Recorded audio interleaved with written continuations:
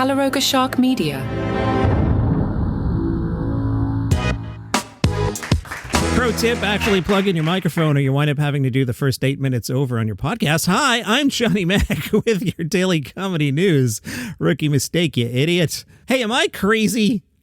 Wasn't it like 12 days ago, Tony Hinchcliffe was at Madison Square Garden and he told a joke about Puerto Ricans and people got all irate about it? Well, Adrienne Iapalucci dropped her new special on Netflix and told this chunk. I'll share it with you.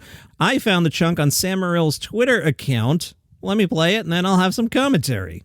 Hamas has to kill all of the Jews. They are really limiting it to Israel. Right, like if they wanted all of the Jews dead, wouldn't they do it globally? It's just local. Well, which lets you know it's not really about the Jews. It's about whoever is occupying that space. If Asian people live there, they would hate the Asians, you know? Like, look at me. I've lived in the Bronx my entire life, so I hate Puerto Ricans. And what I am proposing is a little exchange program where we send the Puerto Ricans to Israel and send the Jews to the Bronx. And then you watch how quickly the Palestinians will be begging for the Jews back. Like, oh my God. Like, these people never sleep. Just always playing music. Yeah. Now, how come nobody's upset about that one? Is it because one was at a political rally and the other was set at a stand-up comedy club? Perhaps, maybe. They're both comedians. I personally am able to understand the difference between comedians telling jokes and hate speech. I don't believe Adrienne actually wants to send Puerto Ricans to Israel. I think she's kidding. Or is the election over? Or, I don't know, if she did that set at Madison Square Garden, people would be irate. No, yes, no, yes, yes, no, yes. Anyway, I watched Adrienne Iapalucci's The Dark Queen, or Dark Queen, whatever it's called, on Netflix. It's okay. I struggled with it. I'm struggling with my emotions, and there's a thread on the Facebook group, Daily Comedy News Podcast Group, where you can discuss this with us. I think her writing is on point. I think there are particular chunks that work really well, but as a whole, I struggled with it because I don't find any of the premises to be real, and I need some reality. I need my comedy to be at least a little bit reality-based. So here she's telling for an hour untrue premise after untrue premise, and each untrue premise comes with the shocking twist. And you can do that in comedy, but I think that works better if you do it after a chunk based in truth, whereas this is just absurdist joke after absurdist joke. Again, the writing's funny. The individual parts work well. They'll probably work really well on social media. But as a whole, it was just like, all right, I'm 45 minutes in here. You haven't said a single true thing yet, unless you actually do want to ship Puerto Ricans to Israel. I do think you're kidding. So overall, it won't make my end of the year list. However, I'll recommend that you watch it because it is entertaining. I was entertained until I wasn't entertained anymore. Controversial comedian Shane Gillis. That's how the headlines phrase him. He's announced a tour. Controversial comedian Shane Gillis. Now, let me ask you, what is controversial about Shane Gillis? Is it because he got hired then fired by SNL many moons ago? Because somebody noticed something he had said on a podcast previously, and then we canceled Shane Gillis, and then Shane Gillis went, I'm not canceled, and he's one of comedy's biggest stars right now, so everybody loves him again? Is that it? Anyway, the controversial comedians tour is called Shane Gillis Live. He must have worked a really long time on that one. But it does get the job done. It's a 27-city tour kicking off January 10th in San Antonio. It is a mostly U.S. show with 2 random shows in March in Dublin and then London. The Dublin show, March 21st. Maybe he just wants to hit St. Patrick's Day over there. Who knows? He's not playing anywhere near my house. I would have to drive. Closest one looks like Albany, New York, in case you're curious. Wouldn't surprise me if he adds dates. Deacon Mike, April 11th, Cleveland. You should go. Elon Musk has responded to Chloe Fineman's accusation that he made her burst into tears when Elon hosted the show. Elon tweeted, frankly, it was only the Thursday before the Saturday that any of the sketches generated laughs. I was worried. I was like, damn, my SNL appearance is going to be so unfunny that it'll make a crackhead sober. But then it worked out in the end. He did not address Chloe's comments. He did not apologize. People are catching up on that John Mulaney profile in GQ, which I shared in the Facebook group, Daily Comedy News Podcast group, and talked about a little bit yesterday, and we'll talk about for the next few days. One of the things we learned is that Comedy Central twice tried to get John Mulaney to take over The Daily Show. The first time was when Jon Stewart left, which on a timeline would have made sense for John Mulaney. And the other time, quote, more recently, which career-wise I don't think makes any sense for John Mulaney. Why would John Mulaney host The Daily Show in 2024, right? No, why would he do that?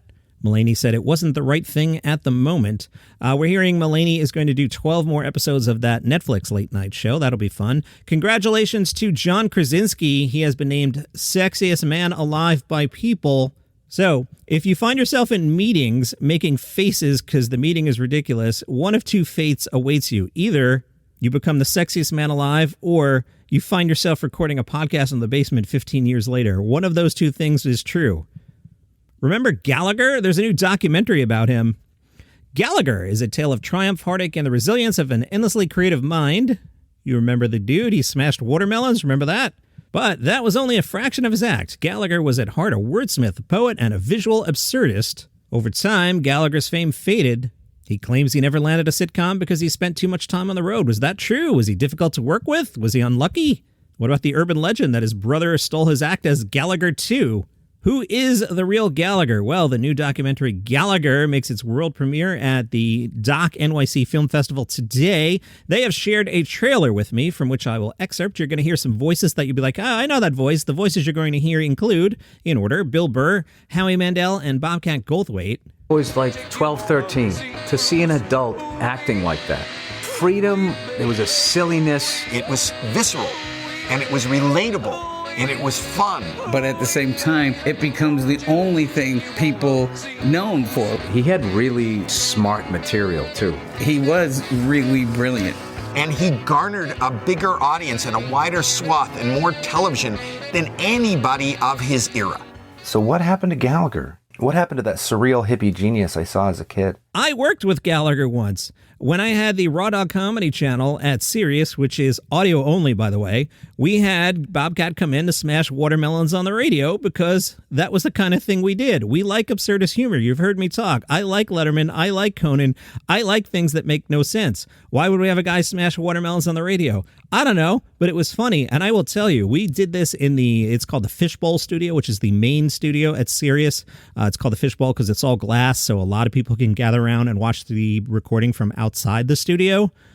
Oh my, did we draw a crowd for that. It was huge. There is a clip on YouTube if you want to look for it. Just Google Raw Dog Gallagher. I think it'll come up. Yep. Raw Dog Gallagher, the first clip that came up from April 16th, 2008. Gallagher is still smashing watermelons. That's the clip you're going to look for. We actually did this thing. It was hilarious. I didn't find him difficult to work with at all. I found him cool. I found him fun. I thought he went along with the gags that we had for him, and it was a great broadcast. Check out that video. If you enjoy what I do here, there are several ways to support the show. One way is go to buymeacoffee.com/dailycomedynews. Now, I'm doing my usual shake the cup bit, and I see the ice has already melted. And it's only 11:30 in the morning as I'm recording, so there should be more ice. Now, here's the thing. When I went to the chain this morning, it was a mess. Nobody's order was ready. And every now and then, this is my number one donut chain pet peeve. They do the thing where it's not really an iced coffee. It's hot coffee that they poured over ice because the orders were backed up and they don't have enough stuff ready. And that's what happened today. I hate when they do that. Anyway, you can support the show. You go to buymeacoffee.com, throw some money in the tip jar. I take your money. I go to the National Donuts chain and I get myself a large iced coffee with caramel and almond milk these days, trying to switch up the diet a little bit. If you need something to watch, Jeff Dye, The Last Cowboy in L.A., premieres on the 800-Pound Gorilla YouTube channel tonight at 7 p.m. Central Time. Speaking of Central Time, it's the Flyover Comedy Festival, the annual comedy invasion that takes over The Grove and a few other venues in St. Louis. Your headliners, Tig Notaro and Patton Oswalt. Also in town, the Sklar Brothers, Ben Bailey, Jackie Fabulous, Henry Phillips. I do like the way the Flyover Comedy Festival has their schedule, and I wish more festivals would do this. It's probably an Excel sheet or whatever the Google Docs version is for you kids, but it's just a nice, easy way for podcast hosts to see what is going on tonight, all on one screen without me scrolling. I see Ben Bailey is the big headliner tonight at 8 o'clock, but as I'm scanning here, there's an improv show at 9 called Whimsy Lohan and Some Black People, which is just a great name. Meanwhile, the New York Comedy Festival, they have theirs in chronological order, so I have to scroll down. I prefer the grid. That way I can see like all the shows at, say, 7 o'clock on one line rather than scrolling down. Maybe next year New York can hire the guy from the Flyover Comedy Festival. Also, I'm babbling as I sit here waiting for this schedule page to load. Perhaps there's a big late morning demand on the schedule tab. People are really excited about the lineup. Come on, load. Why don't you edit that out, John? Because that's not fun. Well, fans, I did eventually have to make an edit as I sat here in silence waiting for this thing to load. It's not my internet. I'm checking here. I've got a blazing 88 megabytes per second of download, so don't blame Johnny Mac's internet.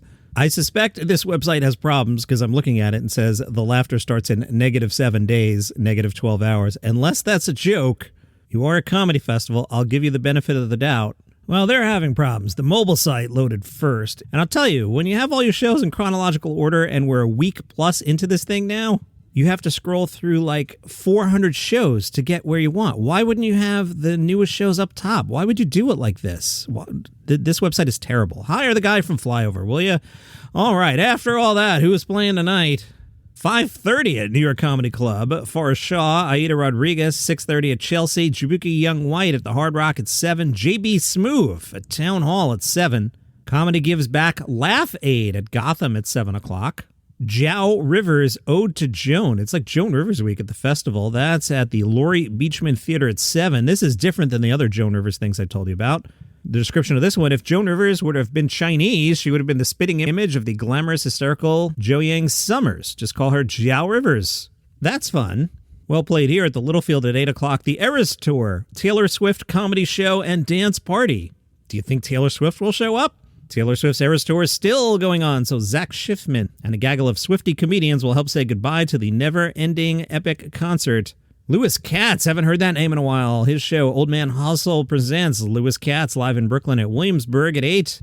David Tell at Town Hall at 9:45. That's the show you want to go see, no doubt. I don't care what else I didn't scroll down to yet. That's the move. Go see a Tell. And the New York Comedy Festival website has sucked the life out of me. I'll tell you what I'm going to do right now. I'm going to record the New York Comedy Festival parts of Saturday and Sunday's podcast while the website's actually working. That's your comedy news for today. See you tomorrow, guys.